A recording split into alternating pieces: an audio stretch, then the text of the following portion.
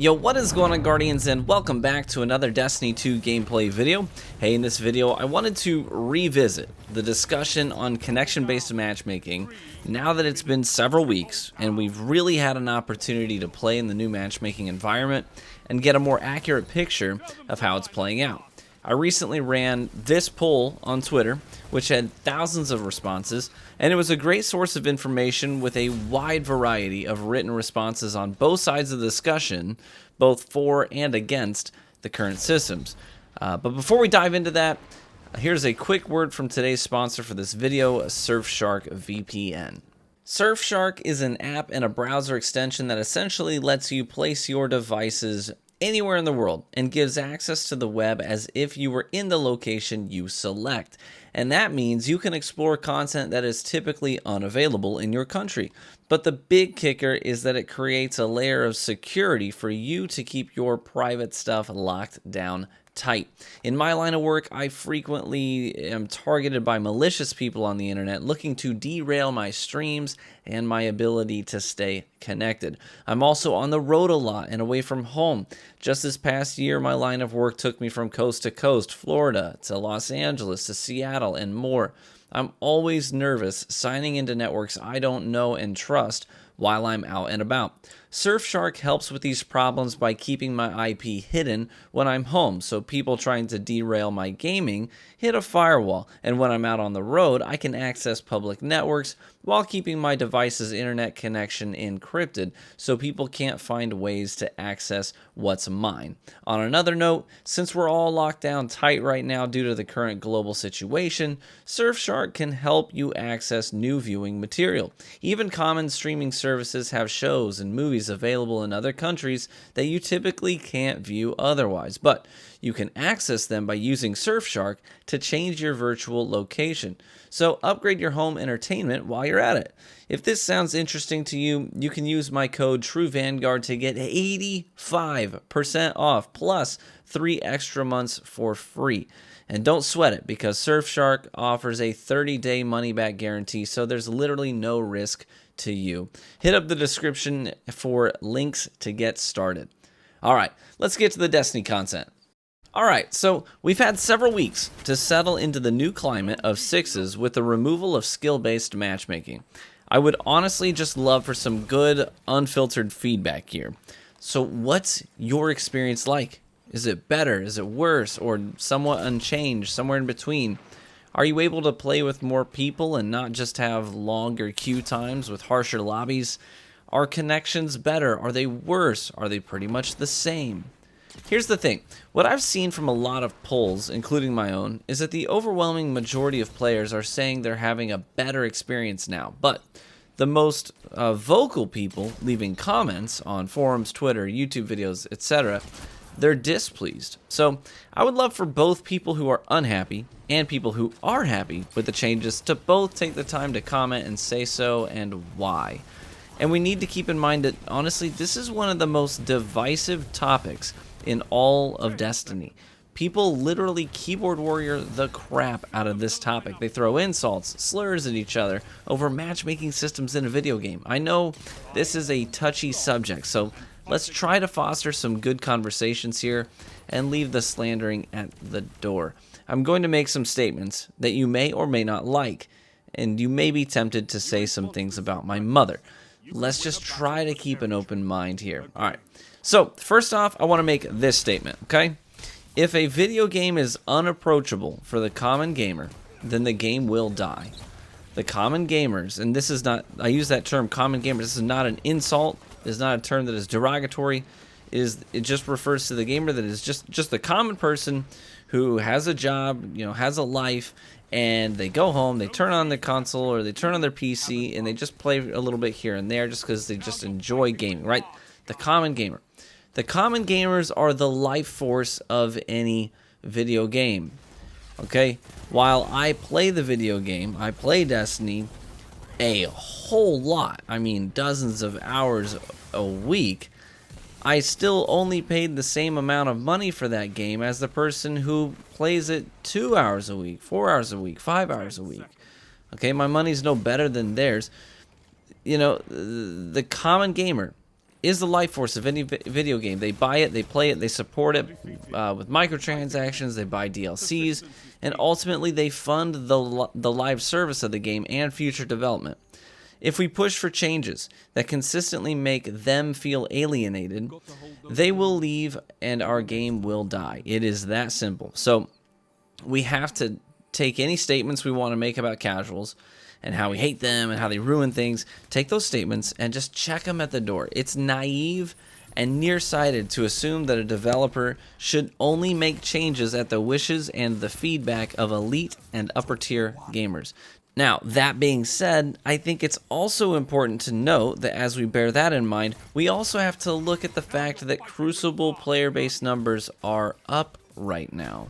And those numbers always taper off as the season moves along and people exhaust the content and they exhaust their interest in that content and they start to play other things, right? That's perfectly normal. But that tapering off that's happening right now is happening at a slower pace. It's happening a lot more slowly in the Crucible than it happened when Shadowkeep launched.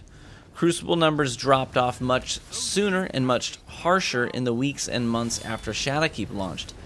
In other words, when skill-based matchmaking was reintroduced to almost every game mode in the Crucible, people lost interest faster. That's not an anecdotal statement. It's not something I felt or you felt. That's raw empirical data that shows people left Crucible faster when skill-based matchmaking was brought in than they're leaving right now with connection-based matchmaking brought back to replace it. Now, it's also important to note, it's important to remember that correlation does not equal causation. We can't just look at those numbers and just go straight to the conclusion that skill-based is bad, right? That's worse, people hated it. We can't make that conclusion just off that data alone. There may be other factors keeping people invested in PvP right now, as opposed to when Shadowkeep dropped.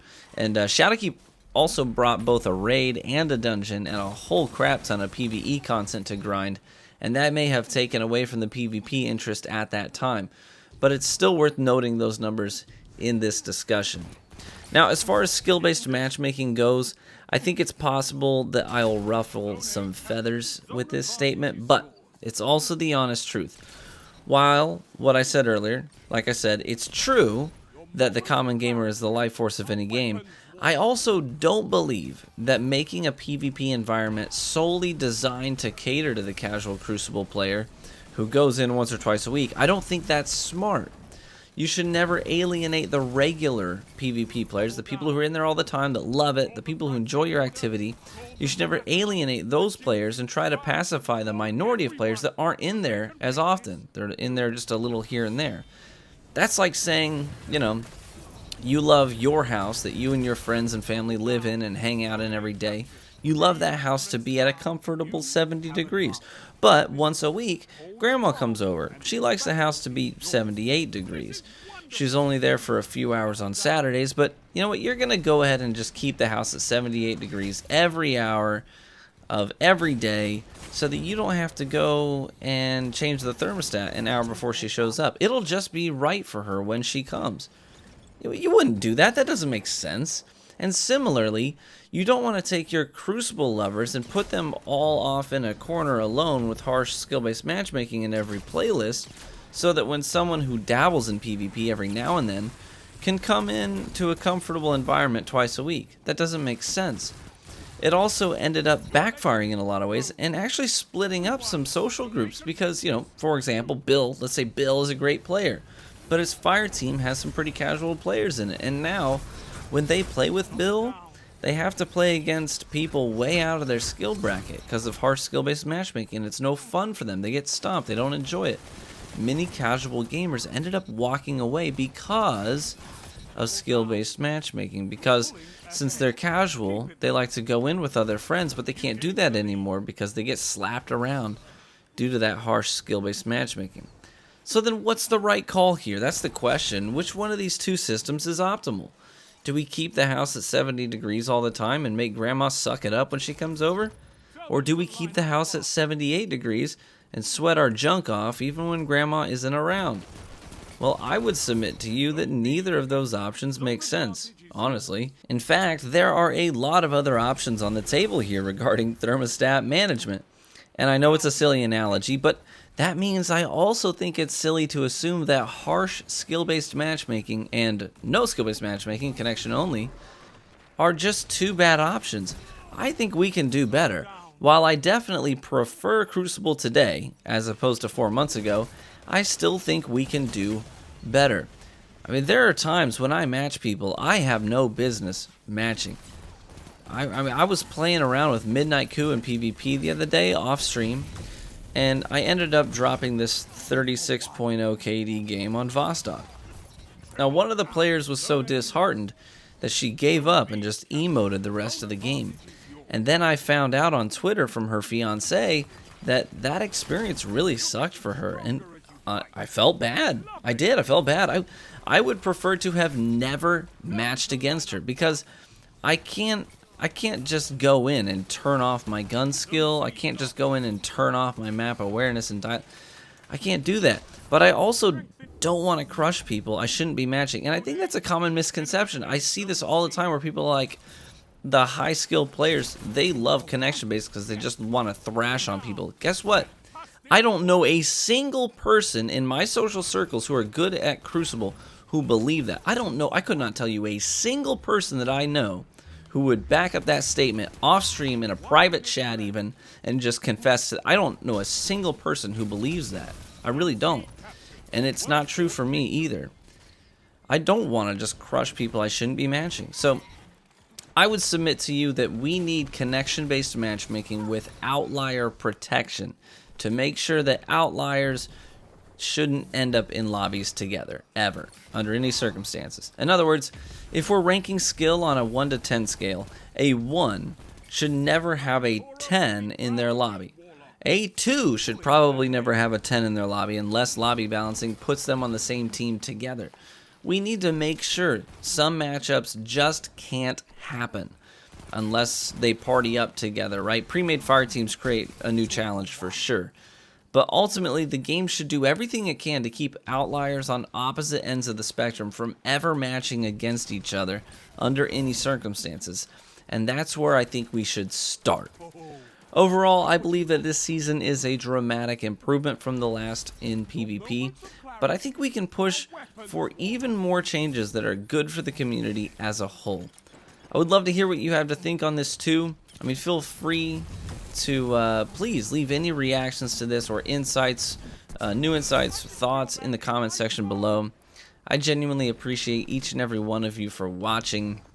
Feel free to stop by the stream sometime at truevanguard.com. Today, for example, on stream, me and Cool Guy teamed up, and all day I did 8 hours straight.